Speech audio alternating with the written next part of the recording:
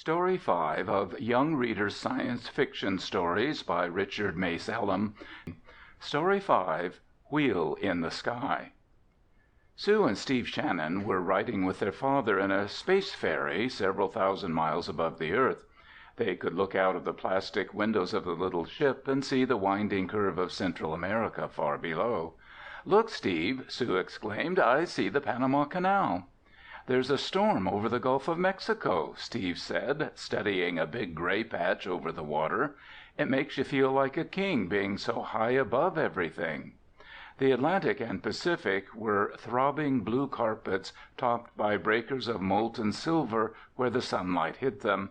It was a marvelous sight, more like a scene from a fairyland. "There's the big spaceship we got off," Sue pointed out. "It's beginning to drop back to Earth." "And there's the wheel in the sky," Steve said, looking ahead. "We'll soon be there. Isn't it great?" Compared to the tiny ship they were in, which was shaped like a medicine capsule, the wheel in the sky was a gigantic thing. It looked like an automobile wheel, and by its moving spokes the children saw that it was turning just like one. "Why does the wheel spin, Dad?" Steve asked. "That's in order to give the people inside of it a feeling of weight," Mr. Shannon explained. "As I told you before, things in space have no weight because there is no gravity out here to speak of." "What happens when you ride on the merry-go-round on the school playground?" "You have to hold on tight or it'll throw you off," Steve answered. "The wheel in the sky does the same thing. It tries to throw you off, but since you are safely inside of it, all it can do is throw your weight against the floor of the wheel. Understand?" The children nodded and smiled, pleased at knowing one more fact about the strange ways of space. As the ferry neared the big space station, Steve watched the black heavens all around them. The stars were thicker than salt crystals and glittered like precious gems. Close to the wheel, the ferry had to use its rockets in order to keep up with the spinning of the wheel. Presently, a door in the rim of the wheel opened. Two men in space suits appeared in the doorway and threw out a line which stuck to the ferry by magnetism. Then the men pulled the little ship inside and closed the doors. "Here we are," the ferry pilot called to his passengers. "Everybody out." Since there was fresh air in the hangar, the riders did not have to use space suits. Just as his father had said, Steve found that he could walk around as easily as he did back in Arkansas. "Ready for a tour of the wheel, kids?" Mr. Shannon asked. "Sure," the twins replied together. Mr. Shannon worked for the American Space Supply Company, which carried supplies to the planets of the solar system. This was the year 2004, and by now nearly all the planets or their moons had budding Earth colonies. Sue and Steve had earned free lifetime space passes because of a heroic act Steve had done a month before on the twins' very first trip into space. As Mr. Shannon took the two around the man-made moon, they were almost overcome by all the wonderful things they saw. They learned that the wheel in the sky was both a scientific laboratory and a military lookout. With their big telescopes, the Space Guard could see every mile of Earth, for the wheel circled the globe several times a day. While the Shannons were in the military lookout room peering at the world through a telescope, Sue said, "I wish Mom could be here with us." "I do too, Sis," Steve replied, "but it would take all the soldiers in the Humpty Dumpty story to get Mom into a rocket, wouldn't it, Dad?" Mr. Shannon chuckled. "I believe it would, son." Their father leaned over and whispered something to the officer at the telescope, who nodded. The man slipped a high-powered lens on the telescope and turned it on a certain part of the United States, toward which the wheel was slowly moving. "Take another look, Sue," her father said.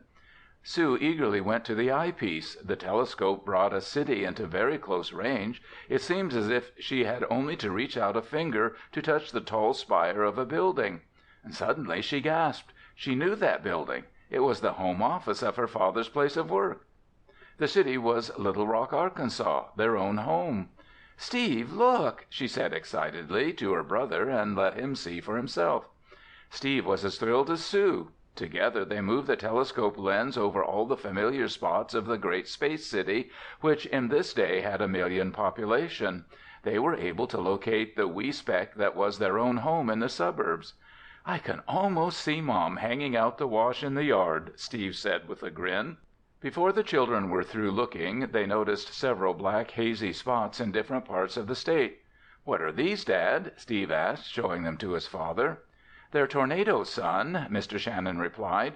"There seems to be an unusually large crop of them this season. There are even some close to Little Rock. The Weather Control Bureau here has a way of dealing with them, though. They do many skillful things in weather control. They can make it rain in dry parts of the world and even melt snow drifts in blizzard areas."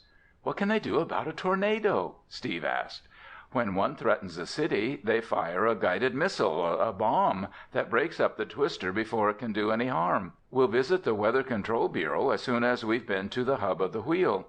Mr. Shannon led them out of the military lookout room. Steve and Sue then found a job of climbing facing them. In order to reach the hub, they had to go through one of the spokes leading into the center of the wheel. The children saw before them a nylon ladder stretching as far as they could see down a long corridor. "Let's start climbing," their father said. "Why can't we just walk along the hall?" Sue asked, "instead of doing it the hard way?" "You're forgetting that the wheel is always throwing you outward as it spins," Mr. Shannon said. "If you tried to walk down the spoke, it would be like trying to walk against a hurricane. For this reason, you two must be careful not to lose your grip on the ladder, or you'll be flung down the corridor against the rim."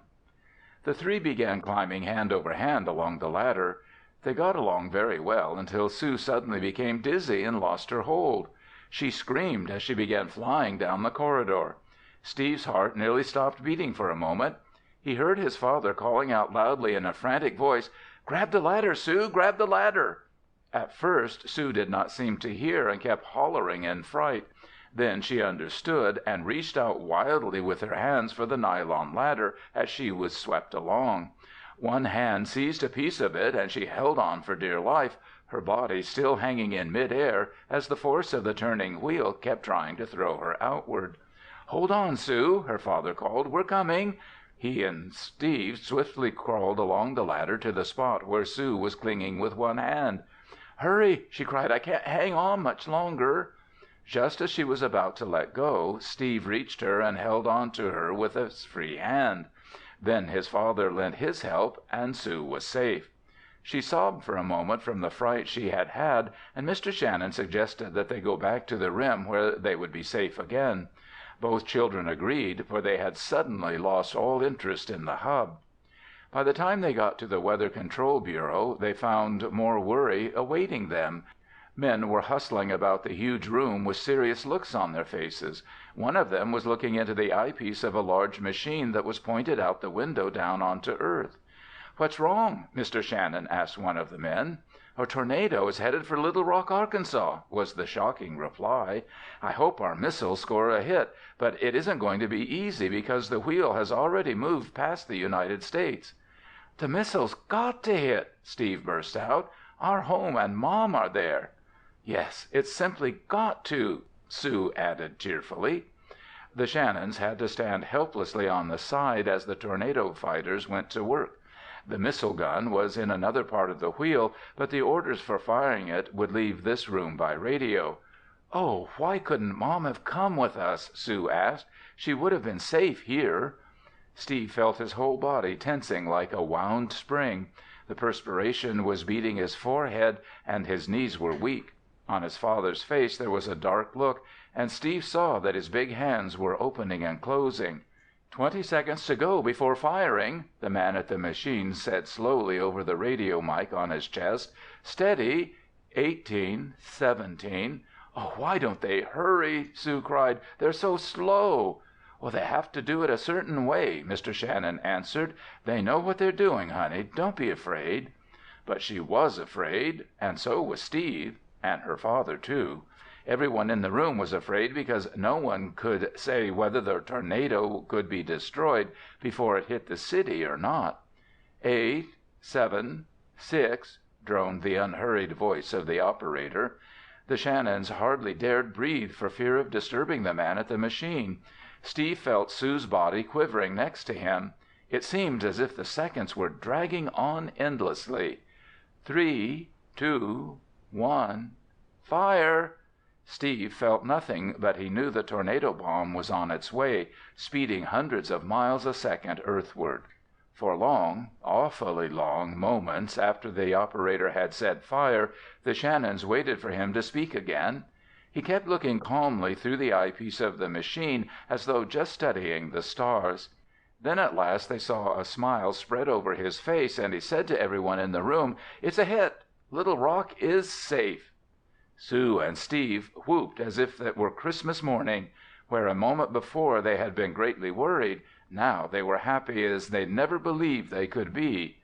"Whew!" Mr. Shannon sighed. "I'm afraid I've had enough excitement to last me a lifetime." "Not me, Dad," Steve said, as the fire of adventure began to glow again in his eyes. "I won't be satisfied until I've seen what lies beyond the wheel in the sky." End of Story 5.